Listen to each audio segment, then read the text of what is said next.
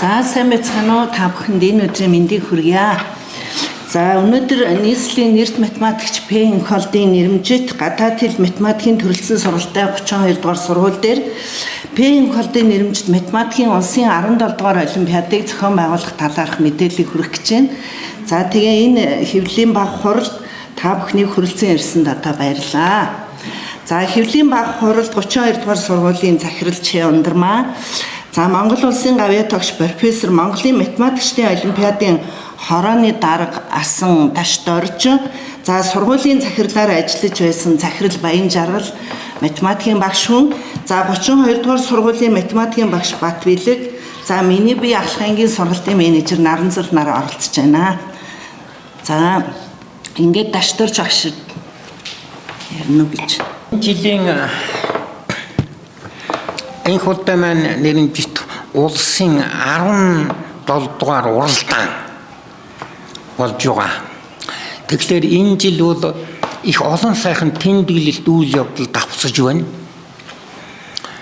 75 онд энэ хурд маань 52 дугаар сургуулийн 9 дугаар ангийн сурагч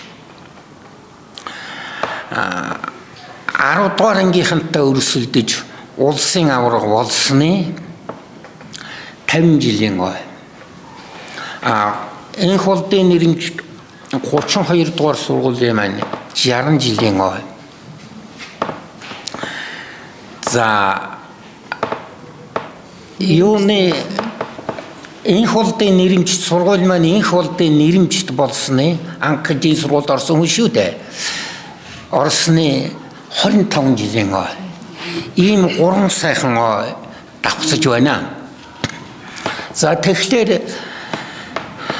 өнгөрсөн жил бид Өмнөгов аймагт Монголын математикийн 60 дугаар олимпиадыг хийлээ. Тэгэхээр одоо энэ математикийн олимпиадын 60 жилийн түүхэнд ч одоо 60 ахлахангийн одоо 60 аварга төрж байна тийм ээ. Тэгэхээр энэ 60 аварга тэр аварга гэдэг бол одоо тэр жилдээ л одоо аргагүй л одоо босоо тийм ээ. Хинч маргахааргүй одоо математикчид хүлийн зөвшөөрөхөөр л одоо ийм л авьяас төгөлдөр хүүхэд бол улсын аварга болдог. За тэгэхээр би бол энэ улсын одоо 60 аваргыг бол мэдх юм аа. Ялангуяа одоо ихний 50 аваргыг бол гар үе оролцож яасан болохоор маш сайн мэднэ. За тэгэхээр энэ хурд маань бол энэ 60 аваргууд тийм ээ. Одоо аргагүй л одоо манлайдна гэж хэлэхэд бол хинч маргахааргүй ийм улмөрийг бол математикийн шинжлэх ухаанд бол үлдээсэн байх юм. Тэгэхээр энэ хурд маань 75 онд улсын аварга болоод 9 дугаар ангиас Монгол улсын их сургуульд бол шууд орсон. Тэр ч одоо 9 дугаар ангийн хүүхэд 10 төгслөө орж байна шүү дээ тийм ээ. Ингээд Монгол улсын их сургуульд шууд ороход бол би тэгэхэд бол одоо залуухан багш байлаа. Тэгэд би энэ хурдыг авал одоо олон улсын бэлтгэлд нь яахаас эхлээл аварга болоход бүх юуг нь мэдэх юм л да. Ингээд бол одоо над бол одоо онцгой сайхан юу сэтгэл төрсөн. Одоо ийм гайхамшигтай хүн бас төрдөг юм аа. Одоо би ер нь дахиж одоо ийм хүнтэй ер нь таалдах болов уу гэд би хүртэл бодлоо. Ингээд би энэ хурдын их сургуулийн математик ангид орохоор нь би энэ хурд маань бол одоо 1-р ангийнхаа хичээл 100 математикийн 1-р ангийн хичээл 100. Би энэ хурдтон зориулаад 3-р курсын оюутнуудад ордог байсан математик логикийн хичээлийг өөрчилсөн. Их өндөр төвшөнд гаргаж алгоритм рекурсив функцийн онол гэдэг хичээл болгоод тэрэндээ энэ хурдгаа суулгалаа. Мөн 1-р ангийн 16 настай байна дээ чинь. Тэгээд мөн математикийн 5 дугаар курсын оюутнуудад ордог байсан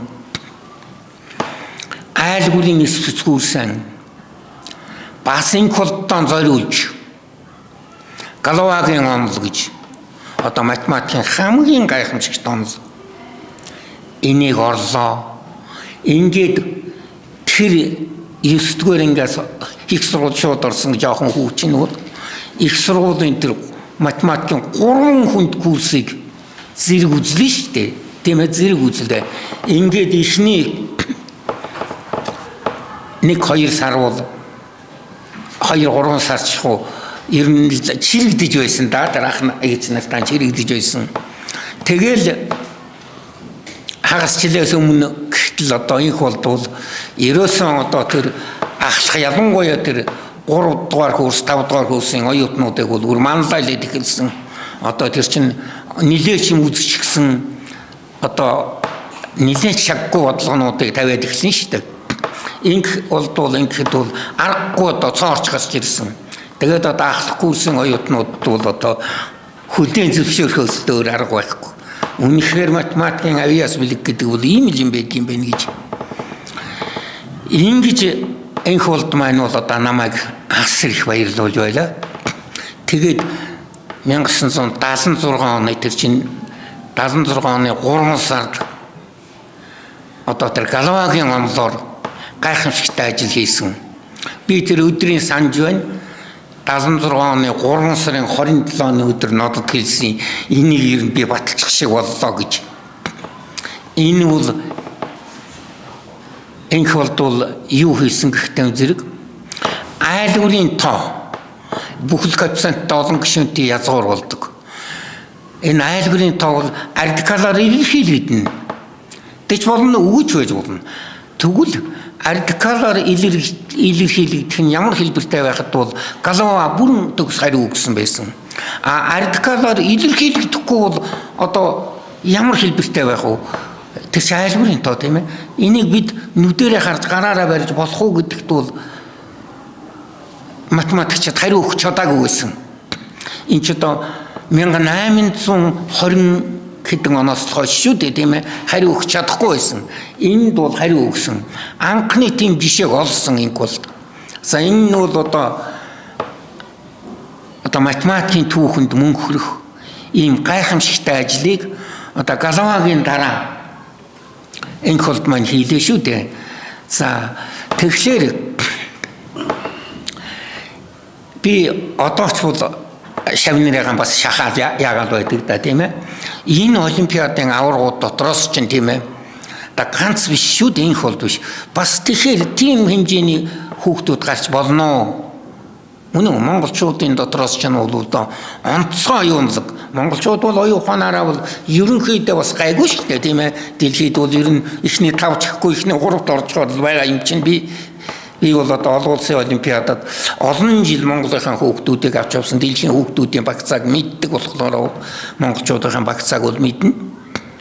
Тэгэхээр ийм гайхамшигтай хүүхдүүдийг бол одоо яг тэр авиас нь буцалж байгаа үед нь тийм ээ зах ёсны боловсролыг олгоод тэгээд асуудлыг тавих юм бол одоо манай энх болд шиг одоо хизээч хинээч өмнө хаанч ямар ч математикчид илтгэхэд одоо нүүр ордом илтгэхээр ийм гайхамшигтай ажлыг бол хийнэ. Ийм бол манай одоо Монгол ээжүүд бол одоо ийм гайхамшигтай охид хөвдөд төрүүлдэг ийм онцгой хардсан шүү дээ тийм ээ. Энийг л одоо ухамсарлах хэрэгтэй. За тэгээд энх болд маань их сургуулаа төгсөөд их сургуультай багшлаа. Тэгээд одоо миний одоо тэр түрүүний заасан алгоритм эрхлэсийн функцийн онол Галавагийн онол эдрийг бол оюутнуудад орж ингэж байсан. Харин одоо энх болдоос маань энх болд маань одоо 85 онд л одоо нэг сард л өдөллөө шүү дээ тийм ээ. Энх болдын нэрмжт бас тэгээд энэ сайн юмны улмөр гэдэг бол одоо бас их юу тавиад юм байна. Их сайхан. Энх болдын нэрмжт уралдааныг бол улсын уралдааныг бол 93 онд хийсэн юм. Гэтэл Монголын математикчид бол 93 оноос хойш олон улсын уралдаанаас тасралтгүй медаль авсан. За тэгэл одоо алт мөнгө хэдээр нь авдаг энэ эдэр бол юу? Энх улдын уралдааныг явуулсантай л одоо холбохоос өөр ямар ч арга байхгүй. Ягаад гэвэл 93 оноос хойш бол манайх тасраагүй. Тэрнээс өмнө бол манайх чинь бүр одоо их сайн гихтэл нэг 5-6 жил болж ижил нэг хүрэл медаль ч юм уу мөнгө медалаас зуурдаг. Ийм л байлаа шүү дээ. Одоо бол манай математик юу? Дэлхийн түвшинд гарчлаа шүү дээ. Гарахаар зурхгүй нэг үе ерөөсөн энэ дэлхийн орнууд тийм ээ энэ хятад одоо хошуучж байгаа Америк эднес чинь хэлдэг байлаа шүү дээ. Одоо тэр бид Монголын математикийн олимпиадын бодлогыг л сонирхно. Бусд нь бол ойлгомжтой гэж. Яагаад гэвэл Монголын математикийн олимпиад бол багш нарын уралдаантай, чөлөөт ангилалтай. Чөлөөт ангил бол зөвхөн энх улдын уралдаанд байдаг. Энх улдын уралдааны бодлогууд бол улсын олимпиад, олон улсын олимпиадаас бол их дээгүүр байдаг. Ийм ч учраас манай олимпиадыг бол ерөнхийд нь нэг шат ахиулсан энэ уралдаан гэж хэлэхэд бол одоо сайхан байна. Одоо мэргэжлийн хүмүүс бол одоо надтай энэтэй бол одоо санал нийлхээс өөр ямар ч арга байхгүй. За ингээд одоо энэ 17 дугаар уралдаан маань энх улдын маань анхэлж эрдмийн юу хүрсэн энэ 32 дүүний нэрмжит 32 дугаар сургуулиас эхэлж байгаад бол Монголын нийт математикчид бол их баяртай байгаа. Сайн байцгаана та бүхэндээ энэ өдрийн мэндийг хүргье. Би сургуулаа тавьж танилцуулъя. Манай сургууль 1965 онд үүсгэн байгуулагдсан. Өдгөө түүхт 60 жилийнхээ ойтой залгаж байна. За, манай сургууль нь нийт 150 гаруй багш ажилтаа ажиллагчтай, 3300 гаруй сурагчтай хичээлийн үйл ажиллагаагаа амжилттай одоо явуулж байна. За, энэ 1997 онд манай сургууль Гэгерлийн яамны тушаалаар математикийн гүнзгийрүүлсэн сургалттай сургууль болж тойргийн хэмжээнийхээ хүүхдүүдийг болоод нийслэлийн хэмжээний хүүхдүүдийг сургаж явах юм эрхээ авч байжээ. Мөн 2000 оны 11 сарын 29-нд иргэдийн төлөөлөгчдийн хурлын 24-р тогтоолоор нэрт математикч Павгжавын энх улдын нэрмжит сургууль болсон түүхтэй. За 17 дугаар олимпиад нь энэ жил 4 сарын 7, 8, 9-ний өдрүүдэд өөрийнх нь унган сургууль болох мөн нэрмжит сургууль болох 32 дугаар сургууль дээр зохион байгуулагдахад байгаагаараа онцлог юм аа. За, манай сургууль дээр энэ энх улдын нэрмжит улсын уралдаан зохион байгуулагдаад 9 дахь удаага одоо зохион байгуулагдаж байна. Энээс өмнө одоо Монгол улсын их сургууль дээр мөн 52 дугаар сургууль дээр зохион байгуулагдаж байсан ийм түүхтэй юм байна. За, уралдааны зорилго нь бол багш, сурагчид, математик сонирхогчдын одоо хүрээнд зохион байгуулагддгаараа онцлогтой байдаг. Энд бол 13 төрлөөр зохион байгуулагдана. 2-оос 12 дугаар ангийн сурагчдын дунд мөн чөлөө төрөл буюу математик сонирхогчдын дунд мөн бага ангийн багш нарын дунд энэ уралдаан зохион байгуулагддгаараа одоо улсын математикийн олимпиадаас онцлог ялгаатай байдаг юм аа. За, баярлалаа та бүхэндээ. Уралдааны бүртгэл бол одоо явагдаад эхэлсэн байгаа. Тэгэхээр бүртгэл 3 сарын 18-наас 4 сарын 2-ны хооронд явагдана. Цахимаар явагдаж байгаа. За, удирдамжин дээр бол QR код тавигдсан байгаа. Тэр QR кодоор нэвтэрч ороод асуултанд хариулаад мэйл хаягаа өгөхөд мэйл хаягаар нь буцаагаад тухайн сурагчийн олимпиад оролцох эрхийг баталгаажуулж мандат олгоно. Тэгээ тэр мандатаа зүгээд олимпиадад оролцох юм аа. За, ингээд хүрэлцэн ирсэн та бүхэндээ баярлалаа. Дашторч агштай баярлалаа.